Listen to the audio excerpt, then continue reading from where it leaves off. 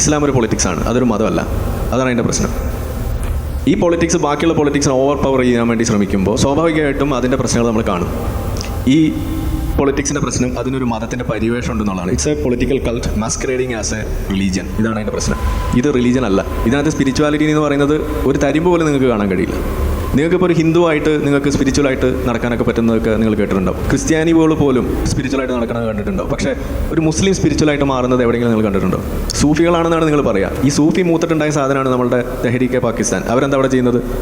അവരവിടെ അഹമ്മദിയാക്കളെ മൂട്ടിലടിച്ച് കൊന്നുകൊണ്ടിരിക്കുകയാണ്. അതേപോലെ മറ്റ് തീവ്രവാദ പ്രവർത്തനങ്ങളാണ് അവരവിടെ ചെയ്തുകൊണ്ടിരിക്കുന്നത്. അപ്പോൾ ഇതും ഒരു ഘട്ടം കഴിഞ്ഞാൽ സൂഫിസം പോലും തീവ്രവാദത്തിലേക്കാണ് എത്തുന്നത്. ഞാനും 2 മാസം സൂഫിയായിരുന്നു. എനിക്ക് എൻ്റെ കാര്യം പിടിയിട്ടിപ്പോൾ നമ്മളത് വിട്ടു. ഇത് നമുക്ക് പറഞ്ഞിട്ടുള്ളതല്ല. അതാണ് അതിൻ്റെ പ്രശ്നം. അപ്പോൾ നമ്മൾ ഈ പൊളിറ്റിക്സും ഇതും തമ്മിൽ മാറ്റാൻ വേണ്ടി അല്ലെങ്കിൽ വേർതിരിക്കാൻ വേണ്ടി നോക്കുമ്പോൾ നമുക്ക് മിസ്സാവുന്ന കാര്യം ഇസ്ലാം ആസ് ഇറ്റ് ഈസ് അതൊരു പൊളിറ്റിക്സ് ആണ്. അത് റിപ്ലേസ് ചെയ്യാൻ വേണ്ടി നോക്കുന്നത് നിങ്ങൾ കണ്ടിട്ടുണ്ടോ? UK എന്താണ് say no to democracy, we want Islam എന്ന് പറയുന്ന ബാനറുകൾ പൊക്കി വെച്ചത് നിങ്ങൾ കണ്ടിട്ടുണ്ടാവും. ഇന്ന് UK എവിടെ എത്തി നിൽക്കുന്നത് നിങ്ങൾ പോയി നോക്കാം. അപ്പോൾ ഈ സാധനം റിപ്ലേസ് ചെയ്യാൻ നോക്കുന്നത് ഇത്രയും നേരം നമ്മൾ കണ്ടല്ലോ, നാസിസം വേഴ്സസ് ഇസ്ലാം നമ്മൾ കാണുമ്പോൾ അവിടെ കാണുന്ന ആ സാധനം അത് ഫാഷിസ്റ്റ് ഐഡിയോളജിയാണ് ഇസ്ലാം എന്ന് പറയുന്നത്. അത് റിപ്ലേസ് ചെയ്യാൻ നോക്കുന്നത് ഡെമോക്രസിനെയാണ്.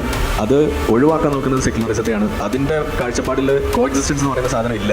ഇത് നമ്മൾ അംഗീകരിച്ച് മുന്നോട്ട് പോയില്ല എന്നുണ്ടെങ്കിൽ നമ്മൾ വീണ്ടും എന്നാലും ഒരു അവസരം കൂടി കൊടുത്ത് നോക്കാം എന്നുള്ളൊരു തോന്നൽ നമുക്ക് വന്നുകൊണ്ടേയിരിക്കും.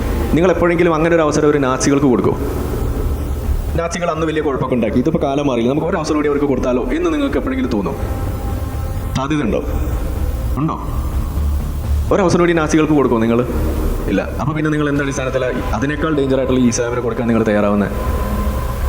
അറിയാത്തതുകൊണ്ട്. അപ്പോൾ നമ്മൾ അറിയിക്കുക എന്നുള്ളതാണ് നമ്മൾ ചെയ്യുന്നത്. Okay, thank you.